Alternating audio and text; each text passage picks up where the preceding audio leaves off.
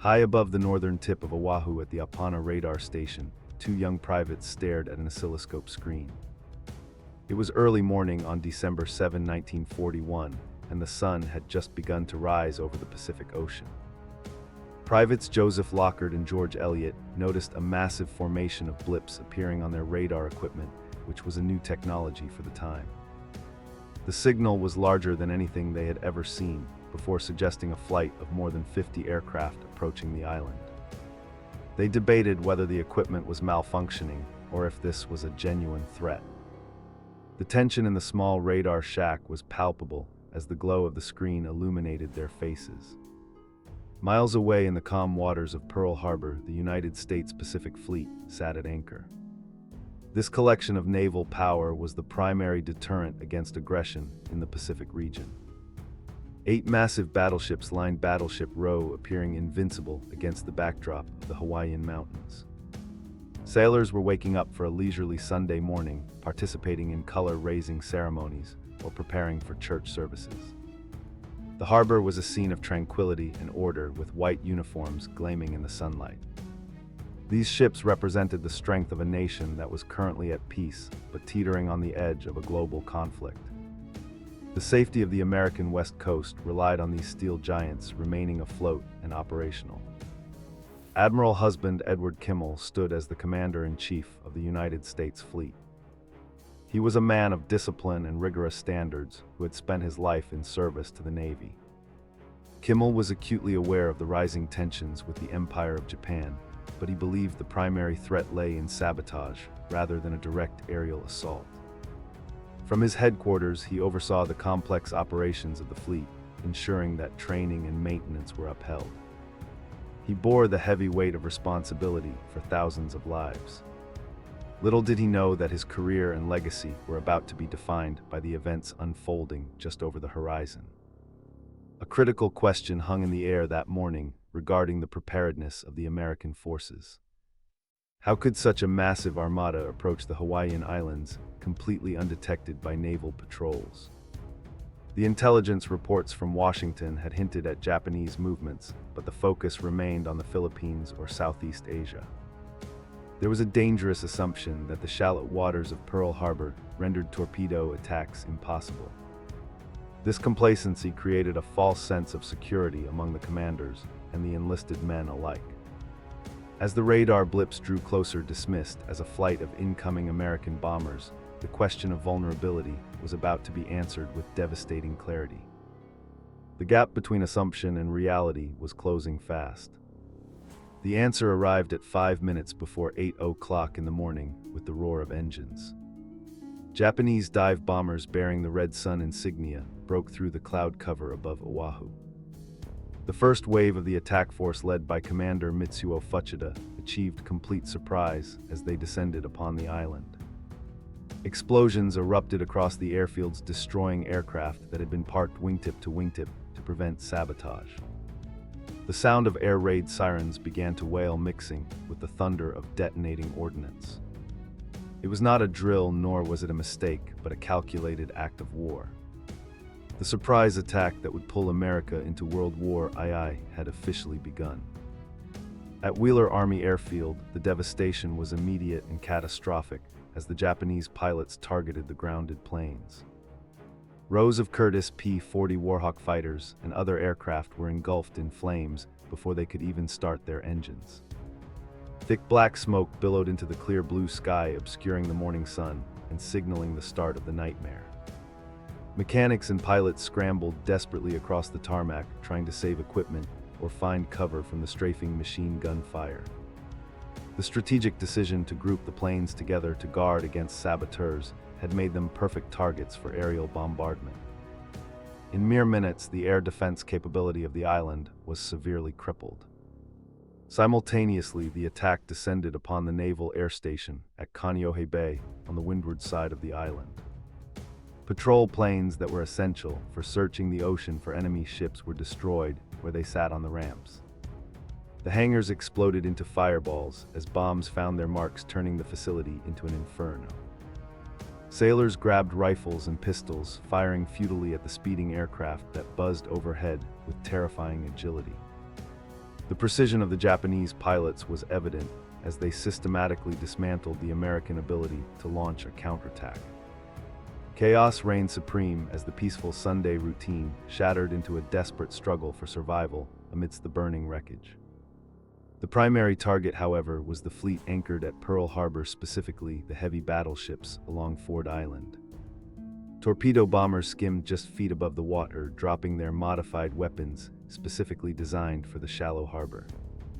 The aerial torpedoes struck the hulls of the great ships with devastating force, sending geysers of water high into the air. The USS Oklahoma was among the first to be hit, taking multiple torpedo impacts in rapid succession. The massive vessel began to list heavily to port as water flooded her compartments. Inside, the shipmen were thrown into darkness and confusion as the world literally turned upside down around them. As the Oklahoma began to capsize, the USS West Virginia and the USS California were also absorbing terrible punishment. Torpedoes tore open their sides, while dive bombers dropped armor-piercing bombs from high above. The sound of metal groaning and twisting under the stress of explosions filled the harbor. On the decks of the ship, sailors manned anti-aircraft guns, trying to track the fast-moving enemy planes. The air was filled with tracers and flak, but the Japanese attack was overwhelming in its intensity. Oil began to leak from the ruptured fuel tanks, covering the surface of the harbor in a thick black sludge that soon caught fire. The most tragic moment of the morning occurred aboard the USS Arizona, where the crew was rushing to battle stations. A high-altitude bomber dropped a heavy projectile that pierced the deck of the battleship near turret number 2. The bomb penetrated deep into the ship and ignited the forward powder magazine where ammunition was stored. A cataclysmic explosion ripped the vessel apart, lifting the massive battleship out of the water. The blast wave shattered windows miles away and killed over 1,000 sailors and Marines in an instant. A fireball rose hundreds of feet into the air, marking the doom of the Arizona. Admiral Husband Edward Kimmel watched the unfolding horror from the window of his office at the submarine base. A spent bullet smashed through the glass and struck him in the chest, but fell harmlessly to the floor. He stood transfixed as he witnessed the destruction of the fleet he had spent his career protecting. The realization of the intelligence failure and the tactical surprise weighed heavily on his shoulders. He knew instantly that the world had changed and that the United States was now in a fight for its very existence. The gray smoke rising from Battleship Row was a grim testament to the success of the Japanese strategy. Amidst the carnage, acts of incredible heroism began to emerge from the smoke and fire. On the USS West Virginia, a mess attendant named Doris Miller took control of an anti-aircraft machine gun. Despite having no training on the weapon, he fired at the attacking planes until his ammunition was exhausted.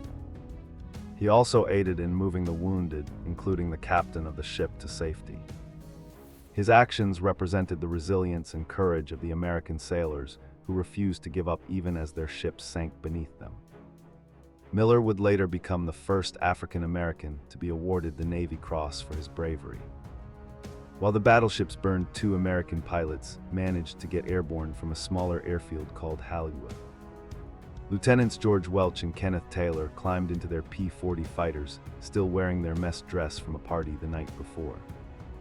They engaged the swarm of Japanese aircraft over the island, fighting against overwhelming odds. The 2 pilots maneuvered their planes with desperate skill, shooting down several enemy bombers and fighters. Their resistance was a rare bright spot in a morning defined by defeat and destruction. They landed only to refuel and rearm before taking off again to continue the defense of Oahu. The attack came in 2 distinct waves, with the second wave arriving around an hour after the first. This second group of aircraft focused on finishing off ships that had been damaged and targeting support facilities. The USS Nevada, the only battleship to get underway, was making a run for the open ocean. Japanese pilots noticed the moving ship and swarmed it, hoping to sink it in the channel to block the harbor. Seeing the danger, the crew of the Nevada made the difficult decision to beach the ship at Hospital Point. The vessel shuddered as it plowed into the mud, preventing a blockage that could have trapped the rest of the fleet. The dry docks where ships were repaired also came under intense fire during the second wave of the attack. The flagship USS Pennsylvania was sitting in dry dock along with the destroyers Cassin and Downs. Bombs rained down on the stationary targets, causing massive fires that consumed the destroyers. The intense heat caused the ammunition on the destroyers to explode, adding to the devastation. The USS Shaw, which was in a floating dry dock, took a direct hit that ignited its magazine. The resulting explosion was spectacular and terrifying, sending debris flying across the harbor and severing the bow of the ship. Throughout the attack, the civilian population of Honolulu and the surrounding areas was not spared from the danger. Anti-aircraft shells fired by American gunners that failed to detonate in the air fell back into the city. These projectiles caused explosions in streets and buildings, killing and injuring civilians who were caught in the crossfire. Panic spread through the city as residents tried to understand what was happening. Rumors of a Japanese invasion force landing on the beaches began to circulate, causing fear and confusion. The war had arrived not just for the military, but for the people of Hawaii as well. By 10 o'clock in the morning, the Japanese aircraft had depleted their ammunition and fuel and began to withdraw. They returned to their carriers, which were waiting safely to the north of the islands. Vice Admiral Chuichi Nagumo, the commander of the Japanese strike force, had to make a crucial decision. His advisors urged him to launch a third wave to destroy the fuel oil tanks and dry dock facilities. However, Nagumo, fearing a counterattack from American aircraft carriers that were not in the harbor, decided to retreat. This decision would prove to be a significant strategic error, leaving the base operational for the future. The scene left behind at Pearl Harbor was one of utter devastation and suffering on a massive scale. 18 ships had been sunk or run aground, and hundreds of aircraft were destroyed or damaged. The waters of the harbor were covered in burning oil and debris, making rescue operations incredibly dangerous.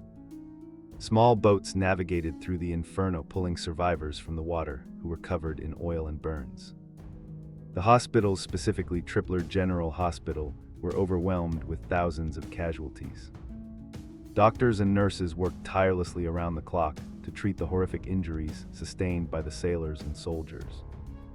In Washington, D.C., the news of the attack arrived with the force of a physical blow. Intelligence officers had been decoding Japanese diplomatic messages and had expected a break in relations, but not an attack on Hawaii. The Japanese ambassadors Kichisaburo Nomura and Saburo Kurusu arrived at the State Department to deliver a message just after the attack began. Secretary of State Cordell Hull, furious at the deception, dismissed them with cold anger. The diplomatic failure was absolute, and the pretense of peace negotiations was revealed as a cover for the military strike. The capital city immediately shifted into a war footing. President Franklin Delano Roosevelt received the confirmation of the attack while sitting in his study at the White House.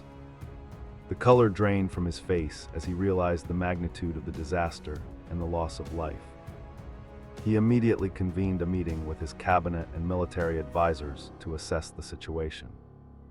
The mood in the room was somber and grave as the reports of the damage continued to flow in. Roosevelt knew that he had to unite the country and prepare the American people for a long and brutal war. He began to dictate the speech that he would deliver to Congress the following day. The next day, on December 8, 1941, President Roosevelt stood before a joint session of Congress. He gripped the podium, seeking to steady himself as he delivered one of the most famous speeches in history. He declared that December 7 was a date which will live in infamy, and detailed the treachery of the attack. His voice was strong and resolute, broadcasting to millions of Americans listening on their radios. He asked Congress to declare a state of war between the United States and the Japanese Empire. The speech galvanized the nation, turning shock and grief into a unified resolve to fight. The vote in Congress was swift and nearly unanimous, reflecting the anger of the American public.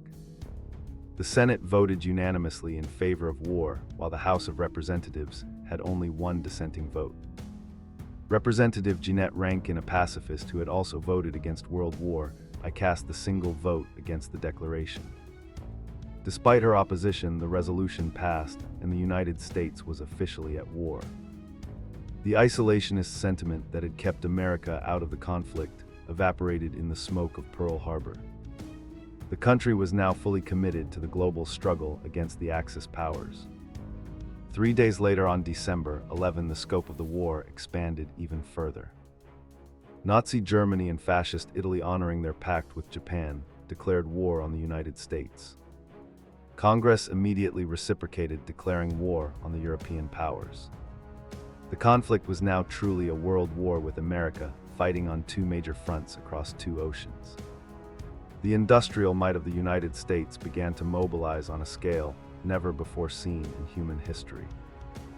Factories were converted to produce tanks, planes, and ships to replace those lost, and to build a massive military force.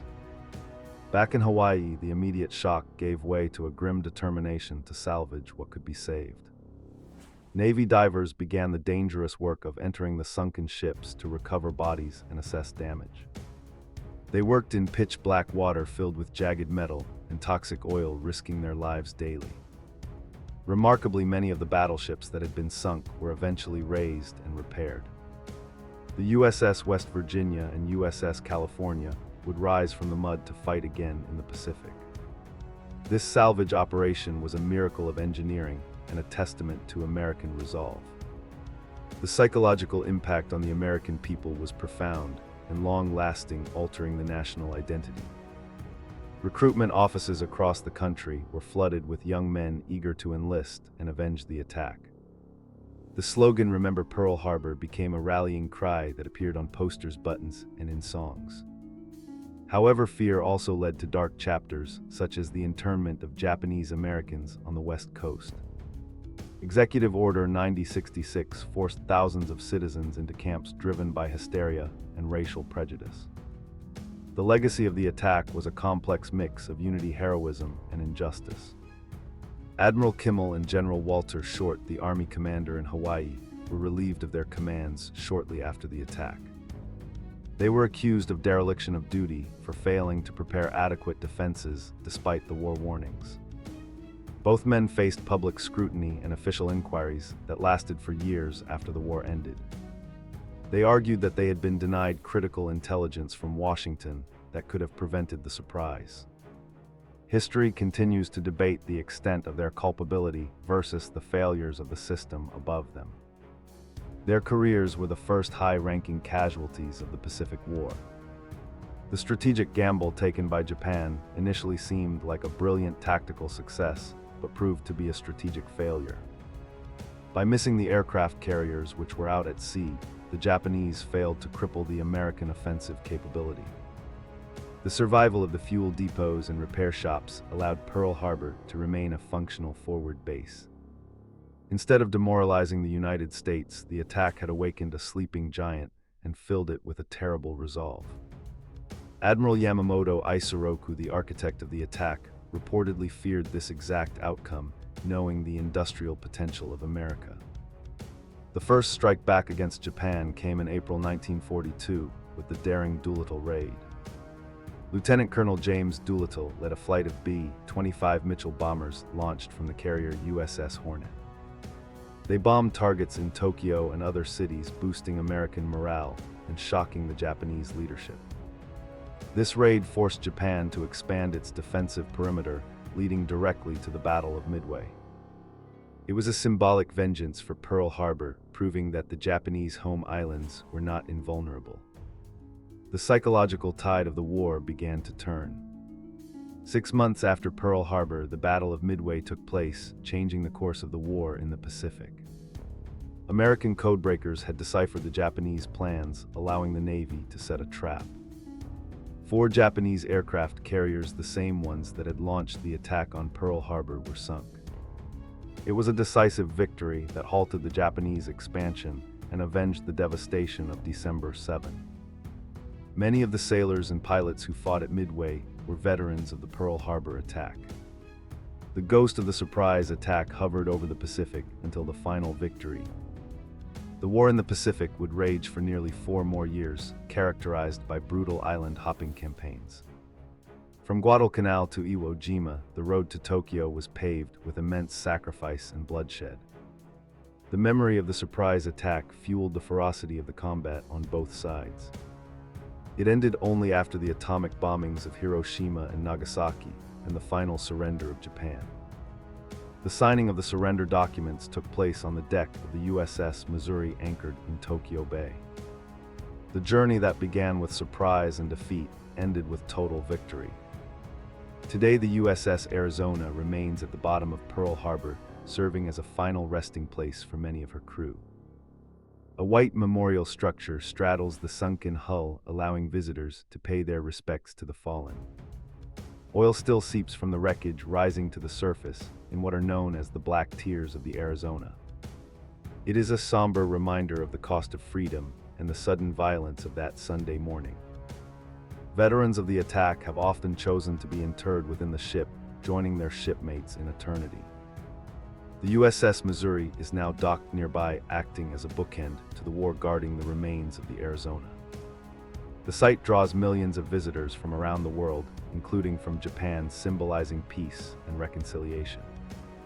The hatred that once burned so fiercely has been replaced by an alliance between the two former enemies.